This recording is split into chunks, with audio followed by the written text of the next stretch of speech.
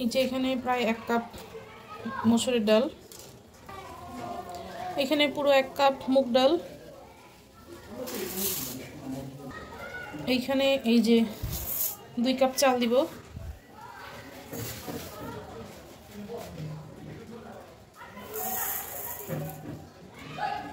দুই কাপের একটু কম, 1.5 কাপের মতো।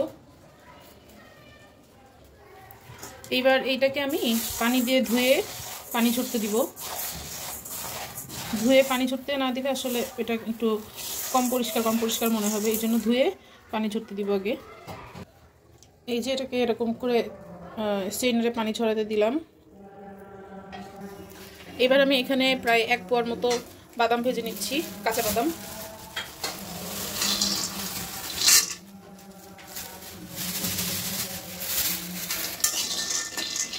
শুধু খোলায় ভেজে নিব মিডিয়াম আছে।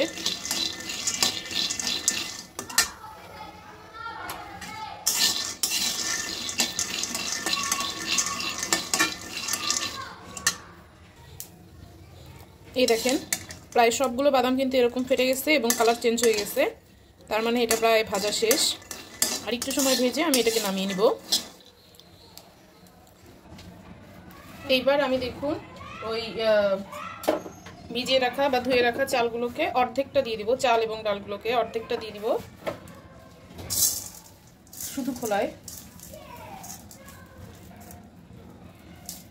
অর্ধেকটা দিচ্ছি কারণ অল্প অল্প আছে, সুন্দর করে পুরোটা ভেজে নিতে পারবো।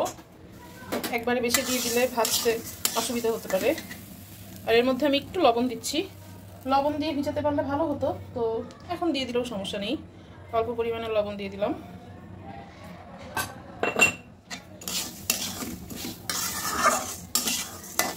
এরকম করে আস্তে আস্তে অনেকক্ষণ সময় নিয়ে ভাজতে হবে, তাহলে পুরোটা সুন্দর একদম দেখবেন কেমন কালার চেঞ্জ হয়ে যায়, চেহারা চেঞ্জ হয়ে যায়।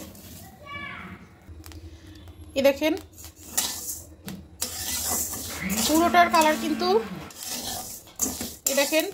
কালার কিন্তু চেঞ্জ হয়ে গিয়েছে। মসুরের ডালগুলো এখন হলুদ কালারের হয়ে গিয়েছে, চালগুলো ফুটে গিয়েছে। তো এরকম আস্তে আস্তে নাড়তে নাড়তে বর্তমানে এই চেহারা আসছে। এটা প্রায় হয়ে গেছে, এখন এটাকে আমি নামিয়ে নিব। ঠিক এইভাবেই আমি আরেক খোলা ভেজে নিব। আর আমার এই খোলা কিন্তু কমপ্লিট। এই দেখুন সবগুলো চাল ফুটে গেছে, ডালও ফুটে গেছে। এই দেখেন আমি বাদামগুলোকেও কিন্তু ছিলে নিয়েছি এমন করে। এইবার আমি বাকি ভেজে রাখা চালগুলো এর মধ্যে দিয়ে দিচ্ছি।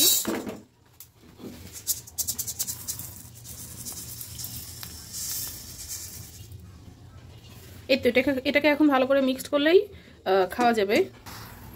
এবার এটাকে দেখেন এভাবে কাঁটা চামচ দিয়ে একটু নেড়েচেড়ে নিচ্ছি, আর এত সুন্দর একটা স্মেল বের হচ্ছে, এটা চিবিয়ে খেতেই কটকটে আর শব্দ বেরোচ্ছে।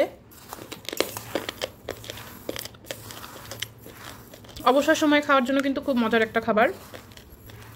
আপনারা এটা এভাবে বানিয়ে একটা কাচের জারে সংগ্রহ করে 1 মাস রেখে দিতে পারেন। আমি এটাকে একটা কাচের বয়ামে এবার উঠিয়ে রেখে দেবো, এটা ঠান্ডা হওয়ার পরে উঠাবো।